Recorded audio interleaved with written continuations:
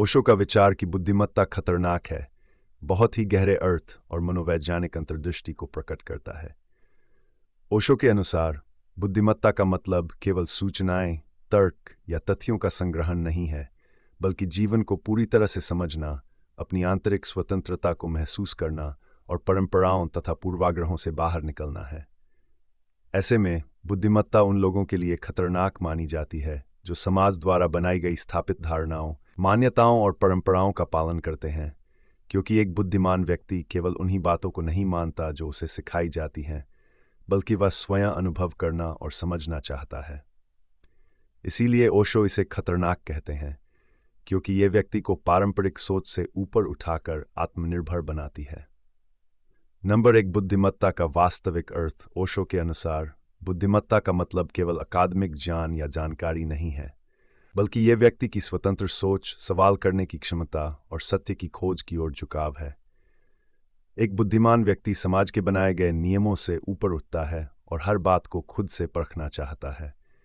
Number 2, सत्य की खोज में खतरे का पहलू। बुद्धिमत्ता एक व्यक्ति को स्वतंत्रता और आत्मनिर्भरता देती है, जिसे वह किसी भी स्थापित व्यवस्था को चुनौती देने के लिए तैयार रहता है। यह समाज, परिवार और धर्म के बने बनाए नियमों के खिलाफ जा सकती है, क्योंकि बुद्धिमत्ता व्यक्ति को सवाल करने और अपने सत्य की खोज करने के लिए प्रेरित करती है। नंबर 3, अनुयायित्व को चुनौती। बुद्धिमत्ता व्यक्ति को अंधानुकरण से दूर करती है। ओशो का मानना है कि समाज में सामान्यतः अनुयायी बनने की अपेक्षा की जाती है, लेकिन एक बुद्धिमान व्यक्ति अंध आस्था से दूर रहता है।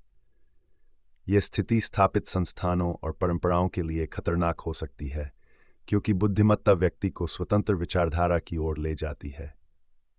नंबर 4, परंपरागत सोच से मुक्ति। ओशो के अनुसार बुद्धिमत्ता व्यक्ति को परंपरागत मान्यताओं से मुक्त करती है।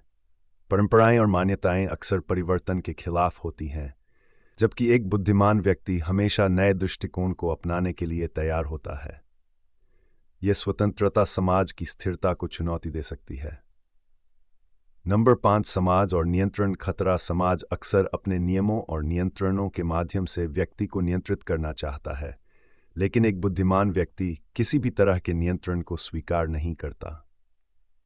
ओशो का कहना है कि यही बुद्धिमत्ता का खतरनाक पहलू है, क्योंकि यह व्यक्ति को उन व्यवस्थाओं के खिलाफ खड़ा कर सकती है जो उसे बंधन में रखना चाहती हैं। नंबर 6, प्रकाश की ओर यात्रा। ओशो मानते हैं कि बुद्धिमत्ता व्यक्ति को प्रकाश की ओर ले जाती है। यह अज्ञानता से बाहर निकलने और वास्तविकता को समझने की यात्रा है। यह यात्रा आसान नहीं होती, क्योंकि इस मार्ग पर अज्ञानता, भ्रम और पुरानी धारणाओं का सामना करना पड़ता है।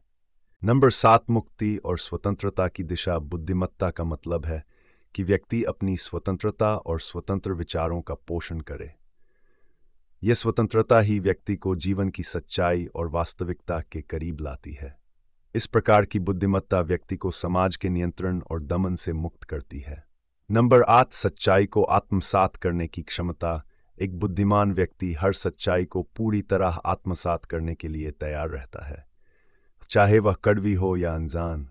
लेकिन यह स्थिति समाज के लिए एक चुनौती बन सकती है, क्योंकि इस प्रकार के व्यक्ति का आदर्श समाज में साधारण धारणाओं को बदल सकता है। नंबर 9, नए दृष्टिकोण का खतरा। बुद्धिमत्ता नए विचारों को जन्म देती है, जो पुराने दृष्टिकोणों और परंपराओं को तोड़ सकती है। समाज अक्सर स्थिरता और संतुलन बनाए रखना चाहता है, लेकिन एक बुद्धिमान व्यक्ति नई सोच को अपनाने के लिए तैयार रहता है। यह समाज के स्थायित्व को हिला सकता है और उसे नई राह पर ले जा सकता है।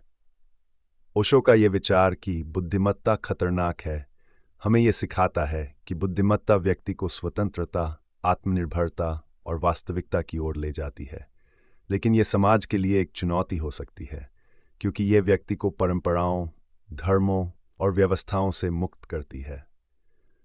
ओशो का मानना है कि बुद्धिमत्ता का यही खतरनाक पहलू है, क्योंकि यह व्यक्ति को अपने मार्ग पर चलने के लिए प्रेरित करती है और उसे किसी भी बाहरी शक्ति से नियंत्रित नहीं होने देती।